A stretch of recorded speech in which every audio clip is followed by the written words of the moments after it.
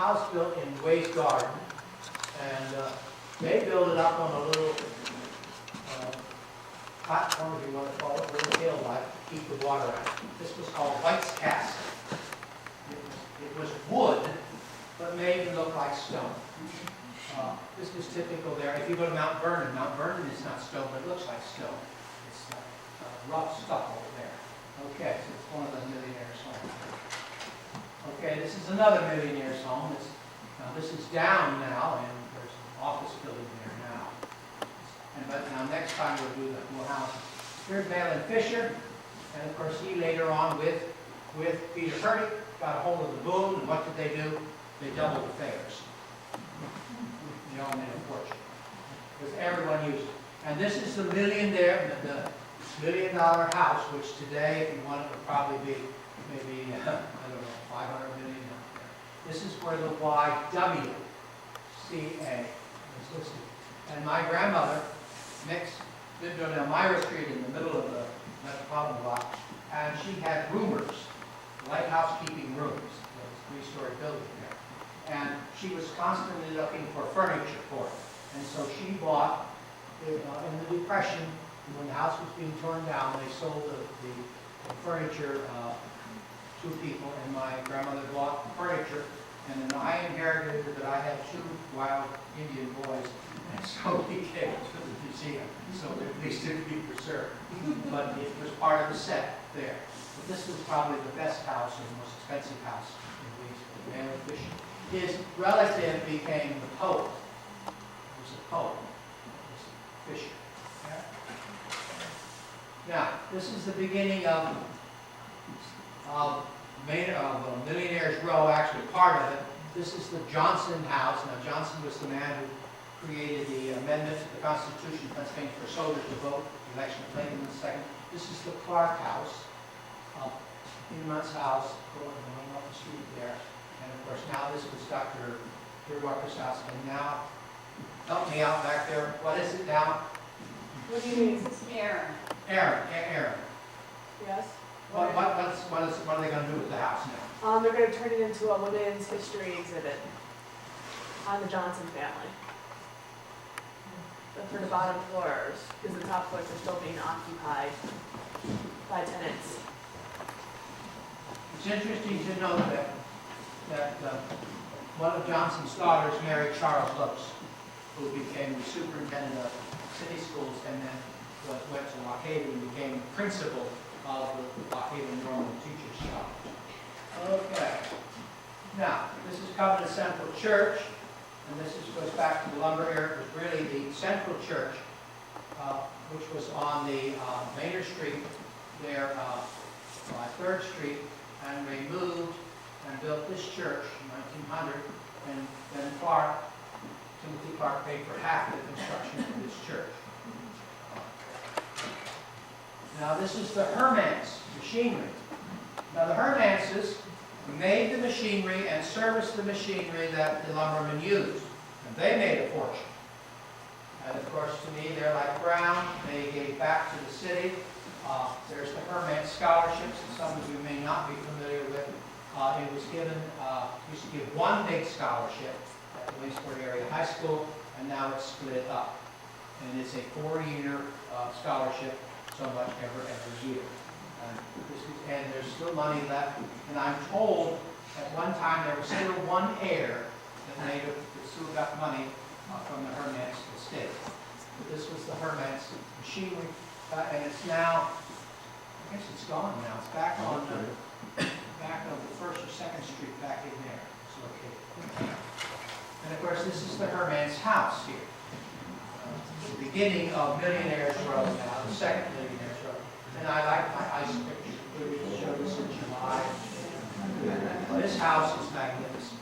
And it's not been torn apart too much. Except there was a doctor in there, and he took this beautiful oak wainscoting and painted it white. Well, when you do that, you can never remove all that white paint. It's soaked in. What you would have to do is dismantle all the wood and then sort of remill it again, sand it down. Beautiful. There was a home up on the Clark home up there had mahogany flooring. And what did couldn't find mahogany flooring today. But this is like a stone castle. And of course, next door is the Merchant House. All right. The millionaires from the lumber industry brought an artist here, Mr. Rosen.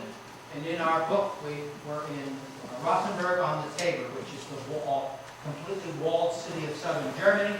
We walked into a souvenir stand and we saw a Rosen postcard.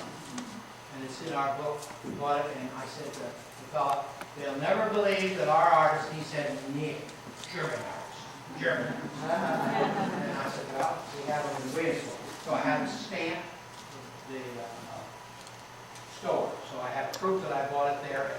And I think it's very similar, if not the same, as this. All of his pictures are very similar there. Now, when all of them contain sort of a glass compote, they have a glass and the fruit and the flowers and so forth like that. But the millionaires hired him. They first hired him first to teach the girls drawing and artwork, and then of course the millionaires then bought. That was a puzzle, I think. Yes, and then they made a puzzle. They have a puzzle of fruit and flowers, and Park Home had them, and I think, well, there's one of them left, I think it's there. But these sell, the last one sold for, anyone want to guess what it sold for? $419,000. Sold in a private estate in New Jersey that owned a Rosen. But you can't own a Rosen, it's too big, it's bigger, they're huge. You have to live in a mansion. Well, they were built in a mansion. All right.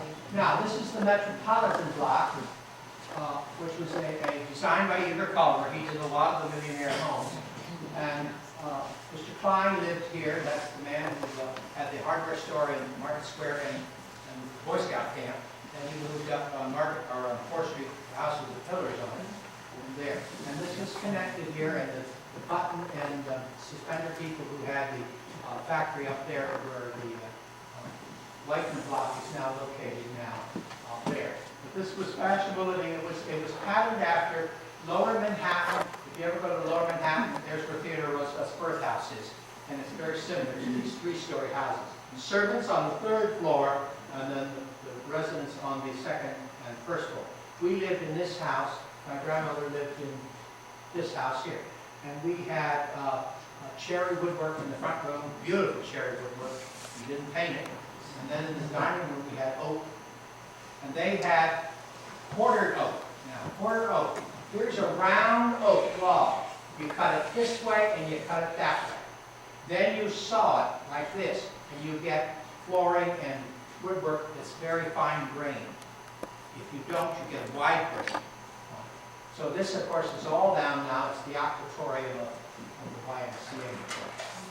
And, of course, Henry Cochran, lumberman. He was in everything, too, like Peter Hurry, trolley company. And, of course, this is Cochran's school, elementary school. And there's a lot of things. If you go to that school, go to a lot of lumberman's tools. And there's a lot of fancy work. And they've got Henry H. Cochran there, and sort of intertwining levers of his name and symbols of there's an axe in here and so forth. Yeah, they put that in. This was built, I believe, on the Cochran area. This was built about 29 years, and the city, of course, had grown. The people got tired of the floods after 1900, so they started to develop up on the hill. Hospital too. They got tired of leaving the floods. Okay? Now, on the Capitol floor in Harrisburg are Mercer tile. Mr. Mercer was a genius with tile.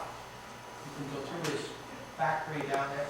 And they tell the history of Pennsylvania on the floor of the Capitol building. All this is our tribute to the lumber industry. These guys are on a raft. Look there. There's another one chopping a tree down.